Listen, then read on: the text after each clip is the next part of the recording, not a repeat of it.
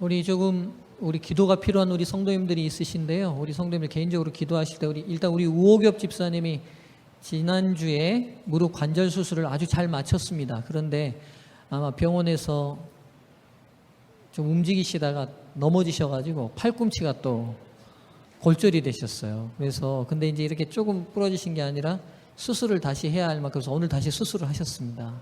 그래서 우리 우 집사님이 좀 잘 회복하실 수 있도록 여러분들 기도해 주시고, 그다음 우리 이제 김정심 집사님이 요즘 마음이 좀 많이 좀 또 낙심되어 계시거든요. 우리 성도님들 기도해 주시고, 내일 교회 오시면 특별히 좀 더 반가워해 주시고 또 따뜻하게 해 주시고 좀 더 사랑으로 좀 많이 힘을 주시면 좋겠습니다. 우리 정기수 장로님 그대로 요양병원에 그대로 계시고 건강 상태는 좋으십니다. 하시면 말소리도 조금 이제 들리게 하시고 그래서 상태가 좋으신 상태고요. 내일 혹 그 여유가 계신 우리 성도님들은 좀 힘드신 또 돌봄이 필요한 우리 성도님들을 좀 방문하고 좀 사랑을 좀 드릴 수 있는 또 그런 시간을 가지셨으면 좋겠습니다.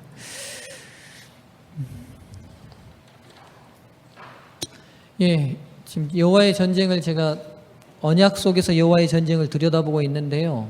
지난 시간에 제가 어디서 잠깐 멈춰서 오늘은 또 다른 주제를 좀 새로운 주제를 좀 하고 지나가겠다고 했습니다. 십자가를 좀 다루고 지나가도록 하겠습니다. 십자가는 알다시피 로마 제국의 아주 잔인한 형벌이지요. 근데 본래 로마가 가졌던 형벌이 아니라 페르시아가 가졌던 형벌입니다. 근데 왜 그랬겠어요, 여러분? 그런 잔인한 형벌을 왜 만들었겠습니까? 강대국들이 반란군들에게 본보기를 보이려고 만들었죠. 잘 죽지 않았습니다, 여러분. 십자가형이요, 잘 안 죽게 고안된 방법입니다. 그러니까 최대한 고통을 주고 늦게 주기 위해서. 그리고 이제 고대 사학자들의 글들을 읽어보면 손이 묶여 있고 피 냄새가 나니까 까마귀가 와서 눈을 파기도 하고 늑대가 와서 발을 살을 뜯어먹기도 하는, 그런데도 결정적인 심장이나 이런 데 타격을 미치지 않으니까 죽지 않는, 그래서 굉장히 무서운 형벌이죠. 그래서 우리가 자칫 십자가를 들여다볼 때 이 육체적인 엄청난 고통, 그걸 우리 주 예수 그리스도께서 당하셨다는 것에 자칫 주목해 버리면 십자가의 근본적 의미를 조금 벗어나게 됩니다. 십자가는 성경적 관점에서, 언약적 관점에서 좀 다시 조명해 볼 필요가 있는 부분입니다. 오늘 그래서 이 부분들을 좀 다루도록 하겠습니다. 몇 가지 제가 질문들을 던지면서 그 질문들에 대한 답들을 찾아가 보면서 십자가의 좀 더 깊은 의미들을 오늘 이 시간 좀 찾을 텐데요. 첫 번째 던질 질문은 이겁니다. 유대교회 지도자들이, 당시 지도자들이 왜 굳이 예수님을 십자가형으로 몰아갔냐는 거죠. 예수님이 빌라도 법정에 고발된 죄명이 뭡니까, 여러분? 자칭 뭐라? 자칭 메시아라, 자칭 하나님이라는 거잖아요.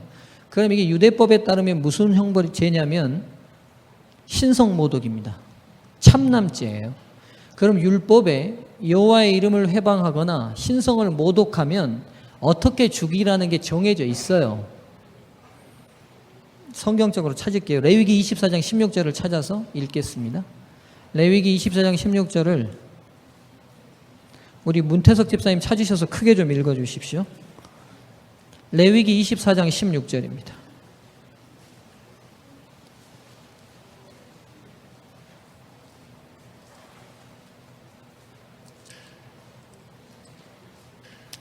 예, 24장 16절.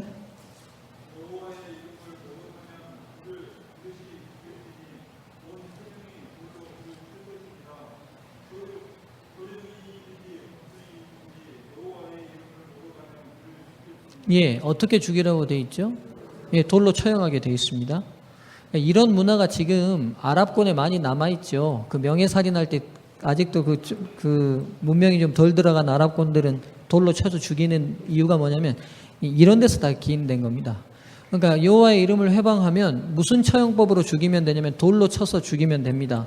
그러니까 여러분 초대 초대 집사였던 스데반이 뭐에 맞아 죽었습니까? 돌에 맞아 죽은 이유를 이제 아시겠죠? 그러니까 유대법에 따라서 돌에 맞아 죽은 거예요. 그러면 지금 여기서 이제 의문이 생기는 거예요. 예수님은 자칭 메시아라, 자칭 하나님의 아들이라 하는 신성 모독에 걸렸어요. 그럼 신성 모독에 걸리면 그들이 유대법에 따라서 어떻게 하면 됩니까? 돌로 쳐 죽이면 됩니다. 근데 마태 27장을 가시죠. 근데 유대 관원들이 그렇게 하지 않아요. 마태복음 27장입니다. 1절, 2절.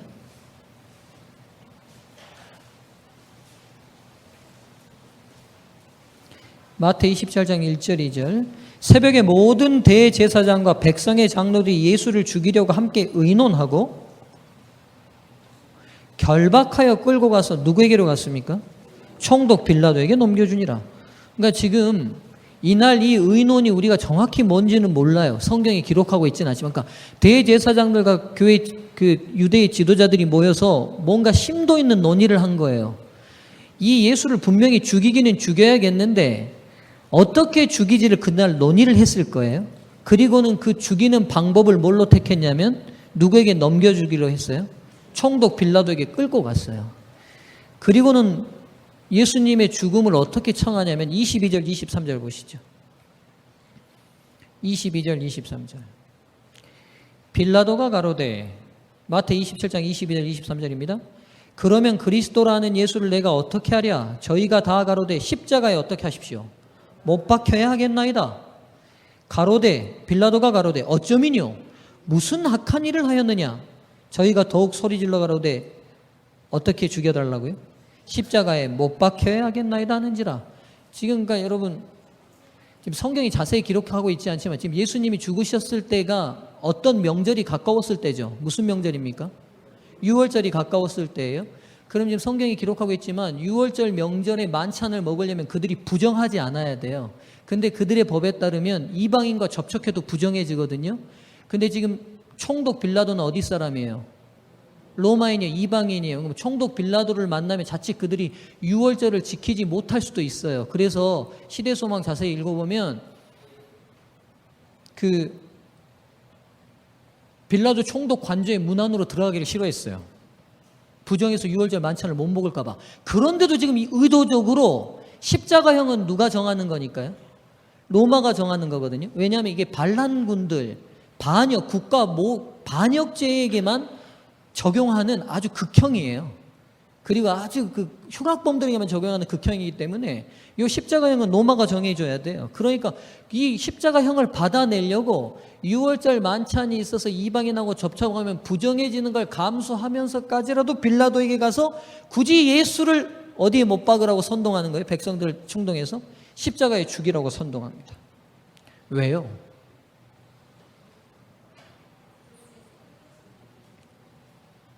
예? 빌라도가 실문을 해보니까 예수님은 로마를 전복할 마음이 있어요, 없어요? 없어요. 로마 반역하고는 아무 관계가 없는 분이에요. 그러니까 빌라도가 도리어 뭐라고 그러냐면 요한복음 18장 31절 보세요. 요한복음 18장 31절입니다.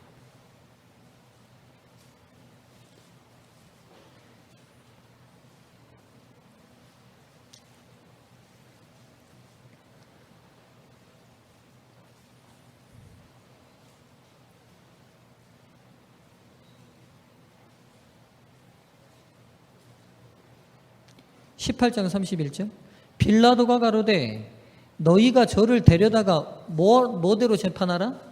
너희 법대로 재판하니까 빌라도가 판단을 정확히 한 거예요. 들어보니까 이건 지금 로마의 국법하고는 아무 관계가 없어요. 로마는 두 가지 법을 가지고 있었어요. 로마 시민에게 적용되는 시민법과 로마 식민지 전 백성에게 적용되는 만민법을 가지고 있었습니다. 그러나 로마가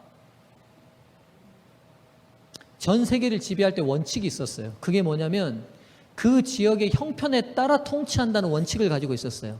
그래서 로마가 1200년의 대제국을 유지할 수 있었던 비결이 뭐냐면 굳이 본인의 종교나 신앙이나 법을 신민 백성에게 강요하지 않습니다. 그리고 그들의 종교와 신앙을 인정해줘요. 그래서 도리어 유대인들이, 이 이스라엘 백성들이 헬라 사람들 통치하에 있을 때보다 로마 사람들 통치하에 있을 때가 종교적 자유가 훨씬 많았어요. 그러니까 지금 빌라도가 판단을 정확히 한 거예요. 예수를 고소를 하지만 들어보니까 로마의 만민법하고는 아무 관계가 없어. 로마 정부를 대항한다거나 반란을 일으키는 게 아니고 자기들 율법하고 관계가 있어요. 그러니까 빌라도가 정확히 판단 내렸어요. 너희들 법대로 처단하면 될 건데 왜 나를 괴롭히냐 이거예요 지금. 근데 이제 죽이든 말든 네 법대로 해. 너희들 법대로 해. 너희들 율법하고 관계되니까 나하고는 관계없지 않냐? 이렇게 털어버리려고 하는데 집요하게 지금 유대 관원들이 돌로 처형하면 자기들 법대로 죽일 수 있는데 어디에 굳이 죽이고 싶은 거예요 지금 예수님을? 십자가에 죽이고 싶은 거예요. 그러니까 유대법에 꼭 걸려야 되는 거예요. 그러니까 유대법에 걸리려면 국가 반란죄여야 돼요. 그러니까 죄명을 얘가 자칭 유대인의 왕이라고 말한다. 왕이 된다는 것은 로마 정부를 반역하는 거 아니냐. 이렇게 몰아가는 거예요 지금 계속. 그러니까 예수님의 죄패도 뭐가 쓰였어요? 죄패. 십자가 위에 죄패를 다 달게 되겠거든요. 유대인의 왕이라고 단 거예요. 유대인의 왕이라고. 이제 여기까지가 이해되시죠? 그러면 왜 유대 관원들이 굳이 이렇게 예수님을 십자가로 몰아갔냐는 거예요. 그들의 율법을 적용하지 않으면서까지라도 계속 예수님을 십자가로 계속 몰고 가고 있거든요. 유대인들의 의식을 들여다볼 필요가 있죠. 이유가 뭔 것 같습니까?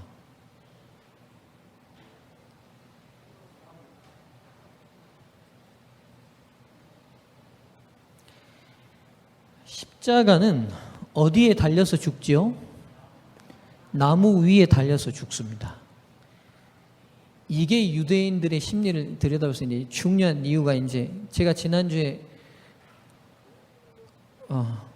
어디까지 잊어버리지 말라는 성경절 하나 말씀드렸는데, 네. 예, 어디라고요? 21장 이것 때문입니다. 유대인들이 십자가형에 대한 로마인들의 관점은 단순히 극악무도한 죄인을 잔인하게 본보기로 죽이는 게 로마인들이 생각하는 법이지만 유대인들은, 율법에 정통한 유대인들은 나무에 사람을 달아 죽인다는 것이 단순히 잔인한 형벌의 의미를 뛰어넘어 종교적인 엄청난 의미가 이들에게는 있는 거예요. 유대인들에게는. 이게 신명기 21장 22절 23절인데 찾아서 함께 좀 다 읽어볼까요?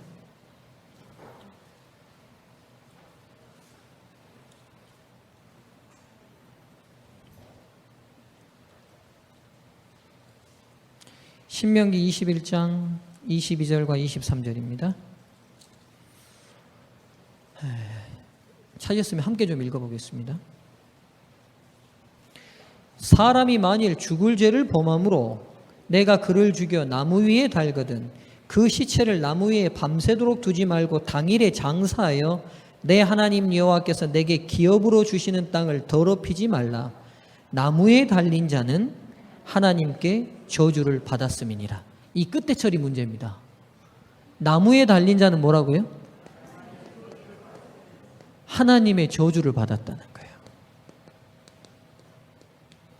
유대인들에게 십자가는 단순히 잔인하게 죽는 극악한 형벌만이 아니라 하나님의 저주인 거예요. 그래서 바울이 십자가는 유대인에게 꺼리는 거라고 말한 게 단순히 잔인하고 힘들어서가 아니에요. 누구의 저주인 거예요? 하나님의 저주예요.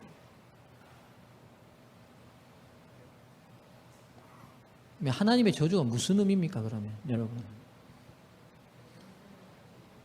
네. 네. 성경에 보면 저주가 많이 있거든요. 너희들 이렇게 하면 형벌, 저주들이 선포되어 있어요. 근데 하나님께서 비를 내리지 않으시고, 우박을 떨어뜨리시고, 이런 형벌과 저주를 내리시는 이유는 근본적으로 그 형벌과 저주로 죽으라는 겁니까? 아니면 깨닫고 회복해서 돌아오라는 겁니까? 맞아요. 그러니까 하나님께서 때로 사탄이 쓰는 악한 방법을 허용하시는 이유가 뭐냐면 그 형벌과 그 저주를 통해 당신의 백성들이 다시 누구에게로 돌아오기를 바라시는 마음이에요.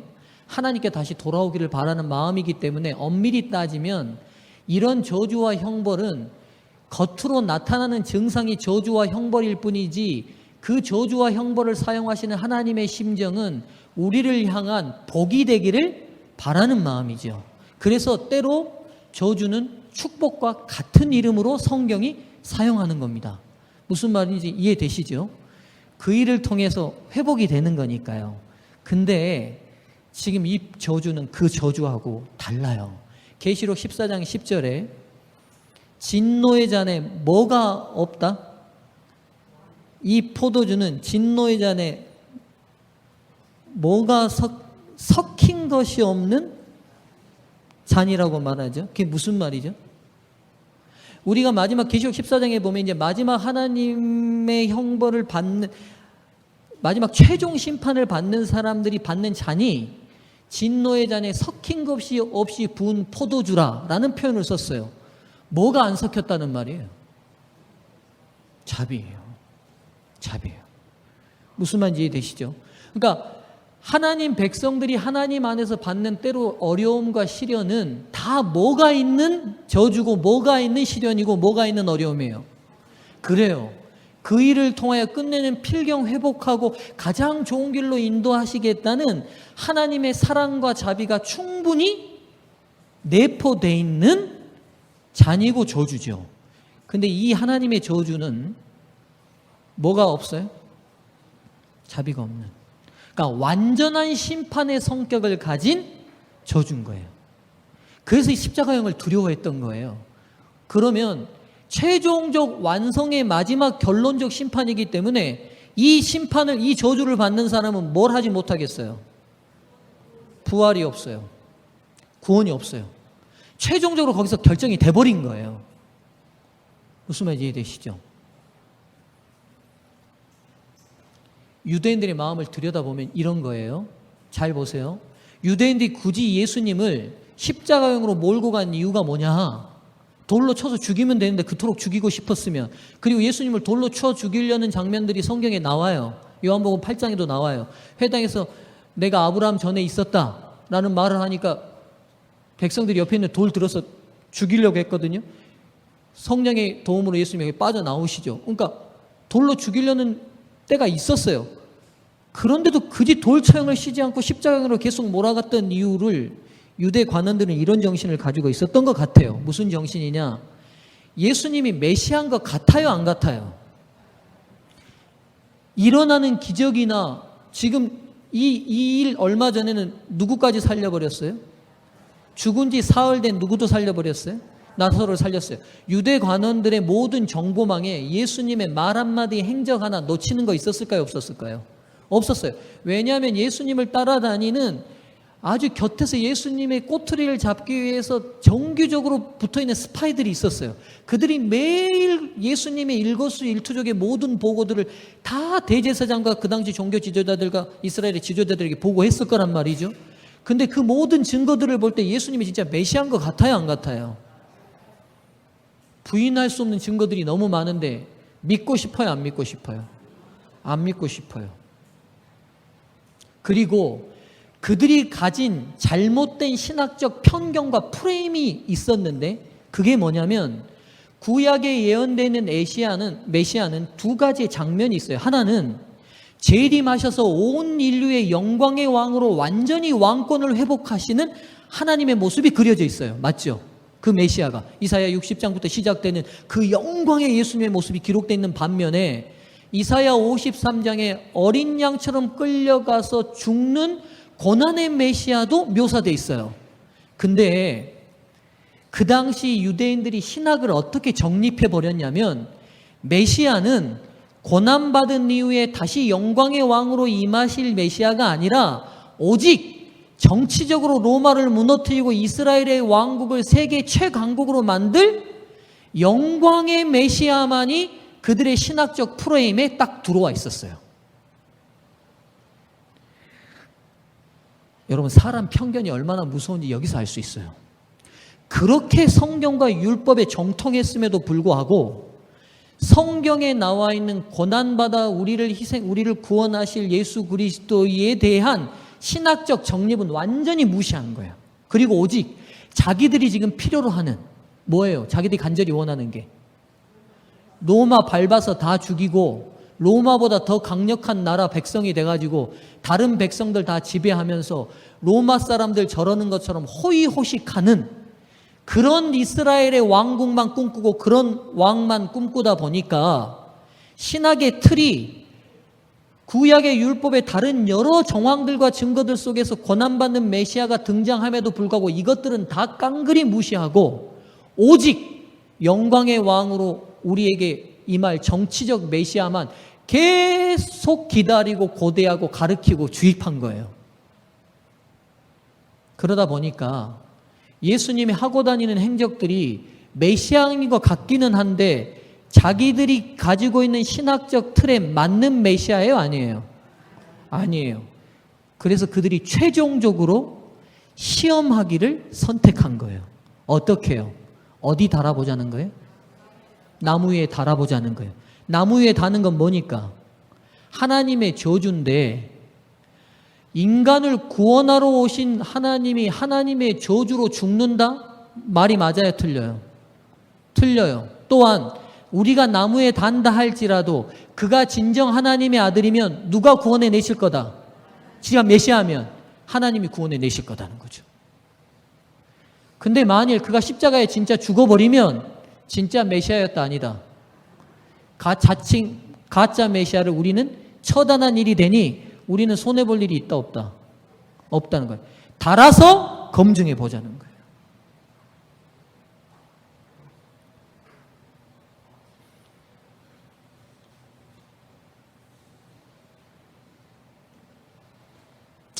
이런 배경 속에서 예수님 십자가에 달리셨을 때 백성들이 조롱하는 조롱을 한번 보시죠.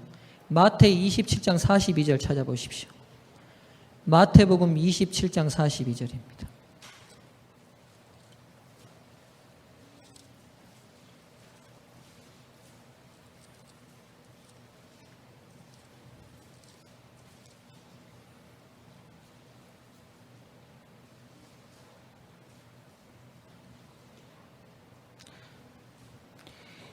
지금 42절은 누가 말하느냐면 누가 지금 십자가에서 희롱하고 있냐면 41절을 보시면 알아요. 그와 같이 대제사장들과 서기관들과 장로들과 함께 희롱하여 가로되. 그러니까 예수님을 십자가에 달았던 지도자들이 지금 뭐라고 십자가에 달린 예수에게 말하는지 보세요. 그들의 정신이 여기서 드러나요. 저가 남은 구원하였으되 자기는 못한다요? 구원할 수 없다다. 메시아는 우리를 구원하러 왔는데 누구도 구원 못하는 메시아예요. 본인도 구원 못하는 메시아인 거예요. 맞죠? 그 다음요. 그 다음 저가 이스라엘의 왕이로다. 지금 십자가에서 뭐하라? 내려올지어다. 야, 하나님의 저주받는 메시아니까 앞뒤가 말이 안 맞으니까 네가 진짜 메시아면 내려와. 그러면 그 다음요. 그러면 우리가 뭐 하겠노라? 믿겠노라. 이거 진짜 내려왔으면 믿었을까요? 안 믿었을까요? 제가 왔으면 믿을 수 있었어요. 내려왔으면. 그들의 신학적 프레임에 맞으니까. 근데 만일 내려왔으면요. 구원은 끝나는 거예요. 인류 구원은 여기서 끝나는 거예요. 그러니까 이런 배경 속에서 이들의 조롱이 지금 다시 들리시죠? 이게 그냥 단순히 메시아를 놀리려고 놀리는 게 아니라 십자가형으로 몰아갔던 그들의 의도가 그대로 여기서 다 드러나는 거예요. 하나님의 저주를 받을 수 없는 메시아의 위치를 이용해서 지금 검증해 보겠다는 거죠. 마가복음 15장으로 가보시죠. 마가복음 15장 31절 32절.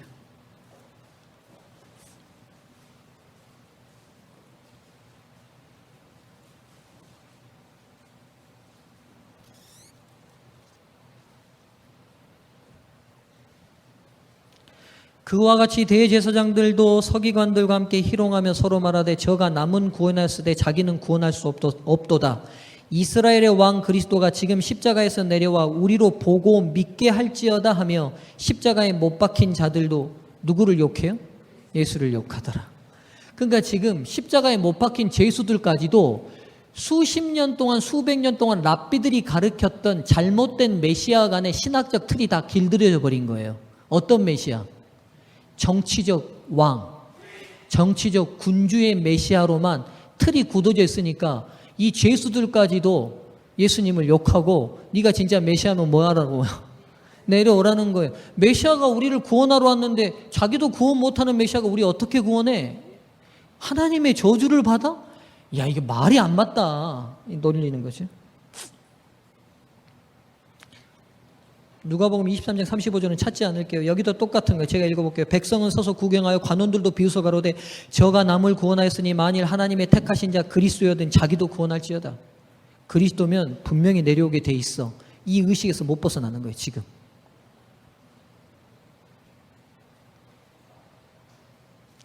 이런 신학적 프레임에는 모두가 다 같이 있었던 것 같아요. 가룟 유다 보시죠.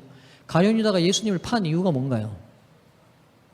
예수님을 판 이유가 은 30에 물론 은 30이 탐나서도 팔았을 거예요. 그러나 가룟 유다는 근본적으로 예수님이 십자가에 달리실 거라고 믿었을까요? 안 믿었을까요? 절대로 안 믿었어요.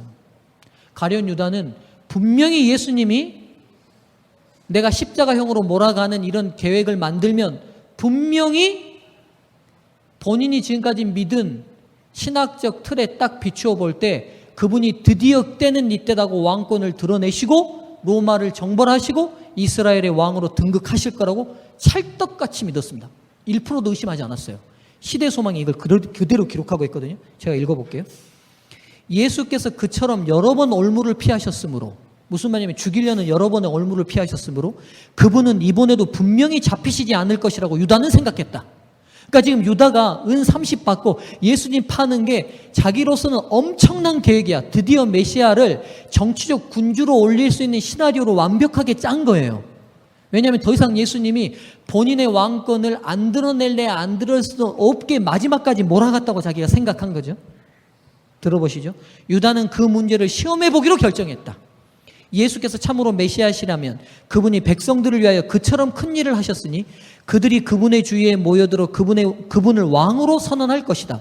이번 일이 지금 마음을 정하지 못하고 있는 많은 사람의 마음을 영원히 고정시켜 줄 것이다. 그렇게 되면 유다는 다윗의 보좌의 왕을 즉위시킨 공적을 인정받게 될 것이다. 그리고 그 일은 그로 하여금 새 왕국에서 그리스도 다음으로 첫째 자리를 얻도록 해줄 것이라고 생각했었다. 그러니까 유다는 절대로 예수님이 십자가에서 죽는다 안 죽는다?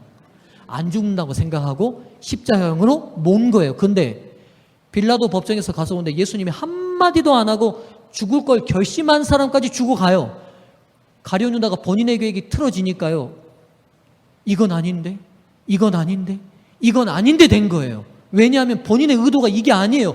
본인의 생각대로면 이분이 드디어 왕권을 드러내고 로마를 정복하고 왕으로 등극하셔야 되는데 진짜 십자가에서 죽을 것처럼 가버려요. 그러니까 유다가 나중에는 양심이 찔려서 받았던 은전을 대제사장에게 다시 돌려준 이유가 뭐냐면 본인이 진짜 예수님 십자가에 못 박혀 죽으려고 절대로 생각 안 했던 거죠.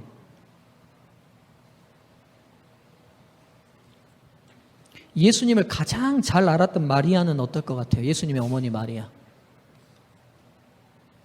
예수님의 어머니 마리아는 어떤 생각을 가지고 있었는지 볼게요. 그녀는 제자들과 마찬가지로 예수께서 능력을 나타내셔 자기 자신을 원수의 손에서 구원하시리라는 희망을 아직도 품고 있었다. 그러니까 갈바리에 십자가에 달렸는데 마리아가 그 밑에서 뭘 품고 있었다고요?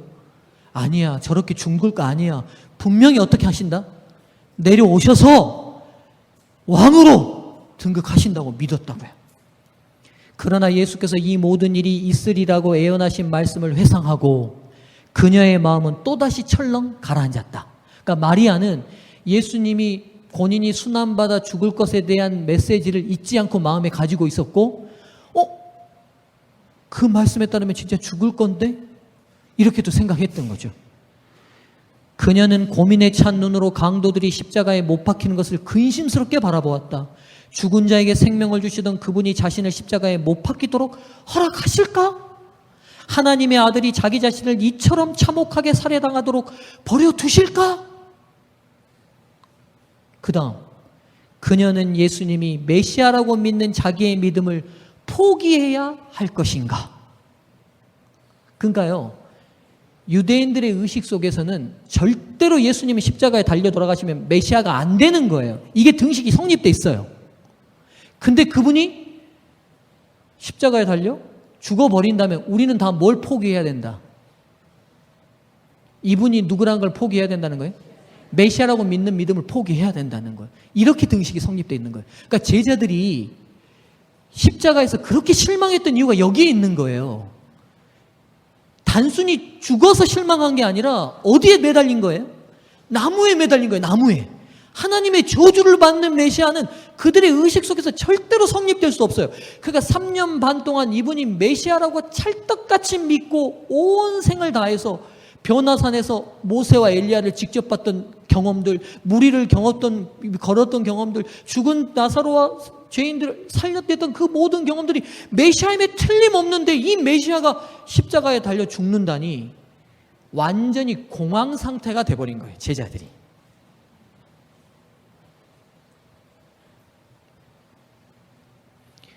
그래서 그들이 절망감은 말로 표현할 수 없는 단계로 들어가 버린 거예요. 어떻게 메시아가 하나님의 저주를 받을 수 있는가라는 거죠. 이 당시에 이스라엘이 갇혀있던 신학적 편견이 그들을 가두어 버리는 게 얼마나 무서운지를 알 수 있어요, 여러분. 여러분, 그래서요.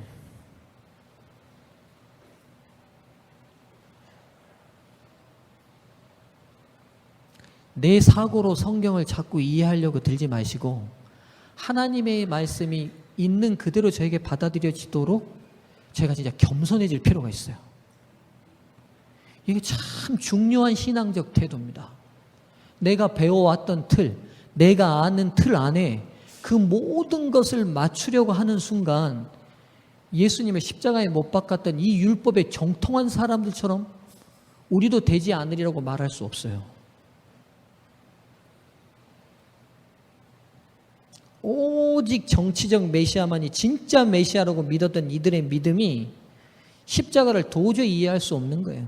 그러니까 예수님이 본인이 고난받아 죽겠다고 얘기할 때마다 제자들은 무슨 말인지 전혀 몰랐어요. 이게 뭐 어떤 영적인 뜻일까? 이렇게만 이해한 거예요.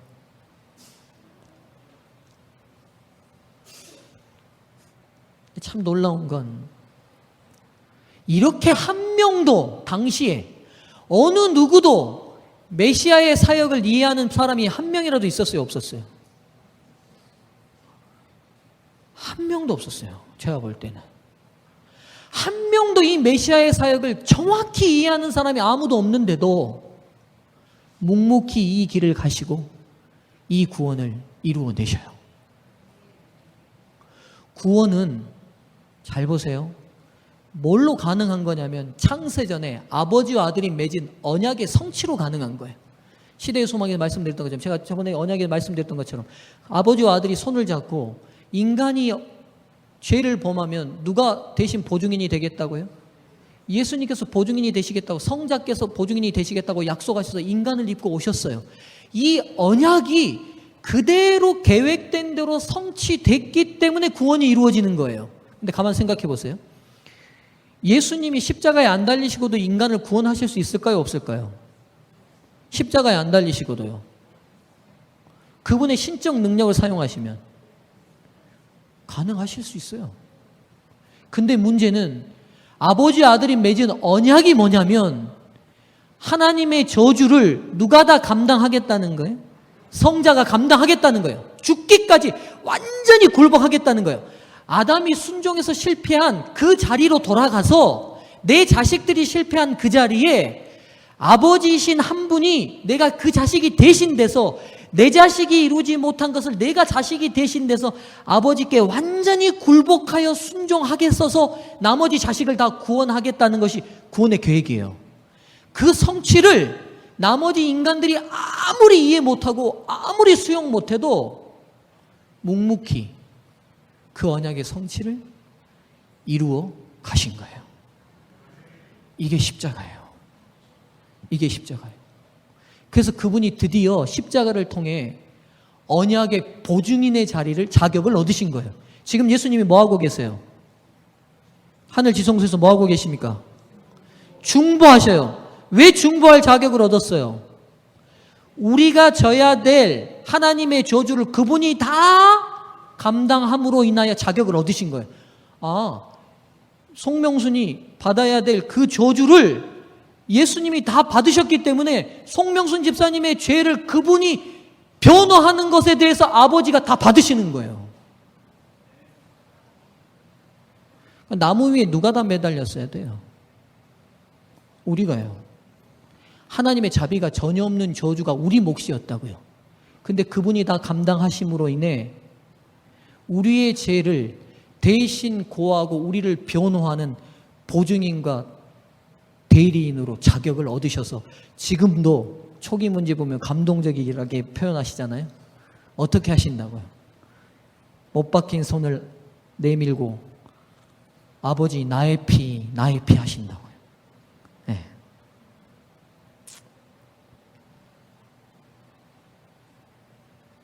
그래서 여러분 사단이 예수님을 계속 충동했던 시험들을 들여다보시면 어떤 시험이냐면 다른 게 아니에요. 언약대로가 아니라 아버지와 맺은 언약대로 구원을 이루지 말고 네가 신성이 있잖아. 그러니까 네 힘대로 해봐. 네 힘대로도 충분히 인간들 구원할 수 있으니까 구원해봐. 이게 사단의 시험이죠. 그러니까 돌로도 뭘 만들려고 하고 떡 만들라고 성지에서 뛰어내리면 누가 와서 바칠 거라고도 하고 막 하나님이 바칠 거라고 하고. 그러니까 임의대로 예수님이 본인의 힘을 사용해서 본인의 방법대로 하도록 사단이 계속 충동하는 거죠. 그런데 그분이 어떻게 하셨다고 빌립보서는 얘기해요? 죽기까지 복종해버리신 거예요. 죄송한 의미라면 저와 여러분이 하나님께 순종해가지고 구원받는다고 절대로 생각하지 마세요. 예수 그리스도가 이루신 순종을 우리에게 나눠줘서 우리가 구원받는 거예요. 뭐 우리가 좀 안식일 지키고 우리가 좀 경건하게 살고 거짓말 안 하고 술, 담배 안 하니까 구원받아 마땅할 것 같습니까? 여러분, 구원은 완전히 죽고 완전히 굴복하고 완전히 죄의 0.1%의 오점도 없어야 받을 수 있는 거예요. 근데 저와 여러분은 불가능한 거예요. 근데요, 그걸 누가 다 인간이 됐어서 이루어버리신 거예요? 예수님이요. 그래서 우리가 예수 그리스도를 힘입으면 누구든 그리스도의 은혜로 구원이 선물로 주어지는 거예요.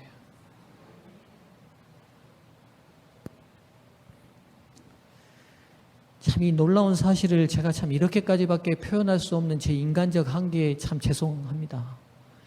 참 이걸 어떻게 더 진짜 감동적으로 더 깊이 있게 더 넓게 더 깊이 조망해서 보여드릴까 고민이 되지만 이게 제 한계인 것 같아요. 여러분들이 말씀을 통해서 더 깊이 좀 조망하시고 이런 관점으로 십자가를 좀 더 깊이 보시고 시대의 소망을 갈보리 장면이나 이 장면들을 다시 보실 필요가 있어요. 그러면 여러분 의미 없게 읽었던 그 구절들이 새로운 의미로 여러분에게 다가오실 거예요. 아, 이래서 이러셨구나. 이렇게 다가오는 경험들을 꼭 좀 개인적으로 하시기를 바라겠습니다. 시대의 소망 744쪽. 그러나 하나님의 목적은 조금도 어김없이 성취되었다. 예수께서는 아버지 앞에서 사람들의 대언자가 되실 권리를 얻고 계셨다. 예수님을 오실자의 표상이라고 로마서가 표현한 거잖아요. 그러니까 사도 바울도 그러니까 이제 제자들이 예수님 부활하셔서 40일 동안 성경 공부 다시 하잖아요. 이제 구약에 그동안 율법학자들로부터 배워왔던 잘못된 신학적 편견 속에 갇혀 있었던 틀을 다 깨고 본래 율법이 지향하고 가르치는 예수 그리스도를 정확히 보기 시작하니까 십자가가 이제는 꺼리는 것이 아니라 가장 자랑스러운 게 된 거죠. 내가 우리 주 예수 그리스도 십자가 외에는 모든 것을 배설물로 여기겠다고 바울도 깨달은 게 있고, 바울도 이게 이해 안 됐던 거예요. 그러니까 아라비아에서 3년 동안 있으면서 뭐 했냐면 성경 연구 다시 한 거예요. 매일 수없이 많은 양을 잡아 죽였음에도 불구하고 이 양이 누군지를 몰랐던 거죠. 그리고 이 양을 죽이는 이유도 몰랐던 거예요. 도대체 이 양을 왜 죽이냐는 거예요. 그러니까 참 사람의 편견이라는 게요, 너무 무서운 거예요. 여러분, 제가 볼 때 딱 틀에 갇히면 아무것도 안 보이는 것 같아요. 그래서 겸손이 뭘까?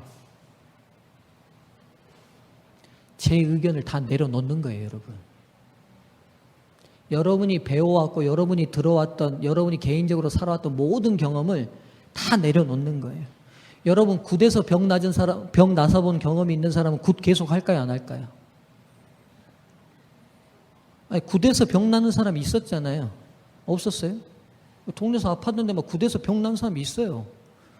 저도 가까운 사람 중에 있었어요. 막 얘가 계속 밤이면 새벽마다 몇 시간 되면 우는데 뭐 점쟁이한테 물어보니까 뭐 할머니 귀신이 와서 붙어 있다고. 굿하면 나간다고. 굿하고 나가니까 얘가 안 울어요, 밤에. 그럼 굿해서 나사 본 경험이 있는 사람은 계속 굿할까요, 안 할까요? 여러분, 이게 인간이 가진 편견과 이 잘못된 틀이죠. 본인이 경험해서 뭔가 효험을 보거나 특효가 있으면 이게 진리고 사실과 아무 관계없이 그냥 믿게 돼 있어요. 이게 사단이 쓰는 방법이 그래서 사단이 이용하는 거예요. 자기가 장난친 거죠. 어떻게 해요? 지가 악한 천사들 와서 계속 괴롭히다가 굿하니까 나가게 해준 거예요. 사단이 장난치니까 그 사람은 그 경험을 통해서 사단의 장난인지도 모르고 그 일하면 그렇게 낫는 것처럼 믿고 따르게 되는 거죠. 이제부터 이 틀에 딱 갇혀 있으니 아무리 하나님이 뭐라고 말하고 아무리 말해도 이 사람은 누구를 계속 맹신하게 돼 있어요? 점쟁이나 굿을 맹신하게 돼 있는 거예요. 근데 여러분, 신앙하라는 저와 여러분들은 없을까요? 목사인 저는 없을까요? 저는 더 많을 가능성이 커요. 왜요? 저는 신학을 공부했죠. 매일 여러분보다 더 많은 신학서적을 읽었죠. 그러다 보니까 여러분보다 더 제 나름의 뭐에 갇힐 가능성이 커요? 제 틀에 갇힐 가능성이 훨씬 커요. 그래서 여러분 다음 시간에 십자가 한 번 더 하겠습니다만 십자가에서 메시아를 알아본 세 사람이 있었어요. 근데 이 세 사람의 특징들을 이제 다음 시간에 이제 거론하겠지만 신학과는 전혀 관계없고 신앙과도 전혀 관계가 없는 사람인데 누구를 알아봤냐면 메시아를 알아봐요. 왜요? 뭐가 없었던 거죠? 편견이 없어요. 또 하나 중요한 게 겸손했던 거예요. 있는 그대로를 수용할 마음이 있었던 거예요. 그래서 성도님들이시여, 말씀이 뭐라고 방향을 제시하면 여러분이 가졌던 어떤 경험이든 그 경험에 비추어서 취사 선택을 하려고 하는 위험성에서 벗어나셔야 돼요. 그냥 하나님의 영감의 말씀이면 내 경험상 그게 안 맞았다도 그 말씀이 옳을 거라는 겸손함을 지니셔야 안전할 수 있습니다. 안전할 수 있어요. 제가 순천에서 목회할 때인데 어느 밤 10시가 넘어서 전화가 한 통 걸려왔어요. 제가 이 얘기만 하고 설교를 정리하고 마치겠습니다. 안식일교회입니까? 예, 맞습니다. 그러니까 안식일교회 목사님이세요? 예, 그렇습니다. 안식일교회 목사님들이 성경을 잘 가르친다고 하는데 저를 좀 방문해 주시면 어떻습니까? 방문해 주시라고 요청이 들어왔어요. 밤 10시가 넘었는데 그럼 언제 갈까요? 그러니까 지금 오실 수 있네요. 그래서 잠자려다가 안식일교회는 밤 10시 넘으면 뭐 해야 돼요? 예, 자야 되는데 이게 우리 또 프레임이잖아요. 이게 우리 틀이야 또. 그런데 이 틀을 또 깨야죠. 왜요? 더 큰 틀이 뭐냐면 영혼이 필요로 할 때는 가야죠. 그래서 알았습니다 하고는 이제 바로 10시가 넘어서 이제 가니까 그 집 찾아서 이제 그 당시 뭐 내비도 없고 뭐 10몇 년 전이고 우리 은유가 이제 태어난 지 이제 1년도 안 될 때니까 찾아서 이제 갔더니만 어느 집에 행랑채에 새들어 사는 젊은 자모예요. 그리고 아이는 둘이 있는데 집에 들어가는 순간 보니까 하지 말아야 될 것들이 전지에 기록돼 가지고 교회 아니 자기 집 전면에 붙어 있어요. 거짓말하면 안 되고 뭐 하면 안 되고 뭐 하면 안 되고 뭐 애들 교육시키는 것 같은데 들어가는 순간 제가 딱 이분 특별하신 분이다 이렇게 느껴져요. 밤 10시 안식교회 목사를 찾은 것부터가 특별하잖아요. 그래서 이제 대화가 시작됐어요. 근데 여러분 이제 장감리 교회에서 제일 깊이 뿌리 내려 있는 잘못된 사실이 뭐냐면 영혼이 죽으면 어디 간다? 천국 가고 지옥 간다. 근데 그 지옥은 어떤 곳이다? 예? 영원히 불에 고통받고 죽지 않는 것이에요. 생각만 해도 끔찍하죠, 여러분. 그러니까 제가 이제 물어봤어요. 이렇게 왜 많은 것들이 붙어있면 애들 교육하려고 붙어놨는데 이분이 나한테 뭐라고 표현하면 내가 그날 밤에 대화를 잊지를 않습니다. 자기가 가스불만 틀어서 손만 살짝 닿아도 뜨거운데 우리 애들이 지옥불에 들어가서 영원히 고통받을 것 생각하면 절대로 보낼 수 없기 때문에 예수님 잘 믿고 천국 천당 보내려고 이렇게 교육한다는 거예요. 그리고 남편하고 또 이혼도 했더라고요. 왜 하셨냐니까 남편은 도저히 가능성이 없어서 이 남편이랑 살다가 애들까지 다 버리게 생겨서 그 남편은 지옥 가서 죽으라고 놔두더라도 누구는 살려야겠더라? 지금 여러분 웃지만 그분은 심각했어요. 자식은 살려야겠다고 생각하고 과감히 이혼까지 하신 분이에요. 믿음 있는 분이에요, 없는 분이에요? 진짜 여러분 그런 결단을 할 수 있습니까? 내 자녀라도 신앙 제대로 세우고 남편은 버리더라도 내 자녀라도 세워서, 그러니까 내가 보니까 뭐 생계도 별로 없으니까 남의 집 행랑처에 살고 있지 않겠어요? 과감히 그 신앙 때문에 한 거예요.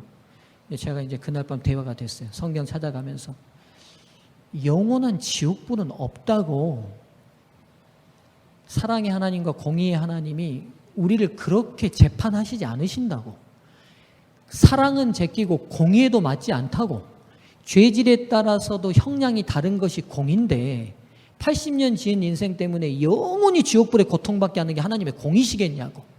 그리고 성경절을 차근차근 얘기하고 영혼 자체가 없고 인간 전인적인 게 영혼이고 사람은 그대로 죽으면 흙이 되고 부활의 신앙이 있고 고린도서 15장을 다 얘기하고 새벽 2시가 됐어요.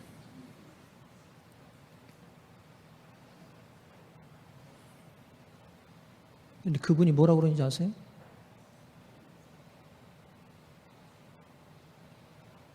목사님, 저 위에 박스 2개가 있더라고요, 집 위에. 저게 뭔지 아십니까? 그래요.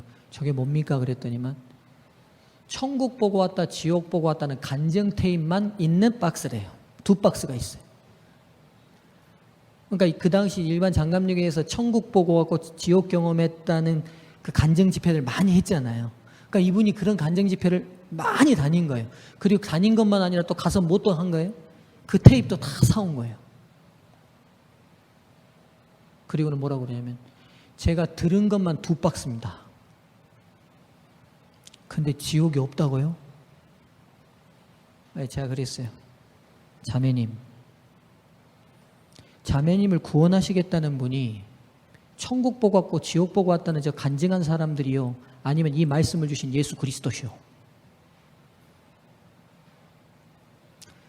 그날 밤 끝내 사도 바울에게 권면을 듣고 3일 뒤에 찾겠다는 벨릭스, 그러나 찾지 않고 끝나버린 사람처럼 그대로 돌아서서 다시는 만나지 못했습니다. 근데 돌아오면서 제 마음에 어떤 생각이 드냐면, 하나님, 저는 무슨 은혜가 이렇게 많아서 재림교인이 돼서 이렇게 균형지게 성경을 보고 배울 수 있게 해주셨습니까? 얼마나 제 마음에 감사가 되는지. 사랑하는 성도님들이시여, 재림교인으로 산다는 게 얼마나 큰 특권인지 알면 좋겠어요. 진짜로요. 이런 잘못된 신학적 틀에 갇혀서요, 지금도 얼마나 많은 분들이 고생하고 걱정하고 고민하고 사는지 몰라요. 조금만 한 발짝 뛰어서 우리 주변 사람들을 만나보면 신앙하고 다른 종교를 가진 사람들 중에 잘못된 신학적 프레임, 성경과는 전혀 관계없는 잘못된 인간이 만든 이설과 학설에 젖어서 그 틀 안에서 옴짝달싹 못하고 불행하게 신앙하는 분들이 얼마나 많은지요.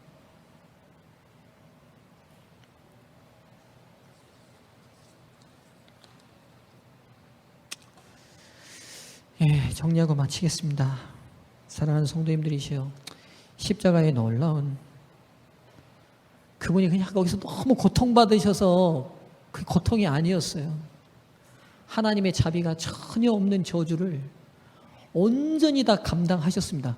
그렇게 보서 가상칠언을 다시 보셔야 돼요. 나의 하나님 어찌하여 나를 버리시나이까. 엘리 엘리 라마 사박다니. 이 말이 우리 입에서 터져 나와야 될 말을 그분이 다 감당하신 거예요. 그 놀라운 은혜가 오늘도 저와 여러분에게 있습니다. 장로님, 제가 기도하고 마치겠습니다. 은혜로우신 하나님, 오늘 이 안식일을 맞이하는 시간에 십자가의 놀라운 사랑으로 구원한 주의 핏값으로 얻은 귀한 백성들과 함께 다시 십자가로 우리의 시선을 돌리게 해주셔서 감사합니다.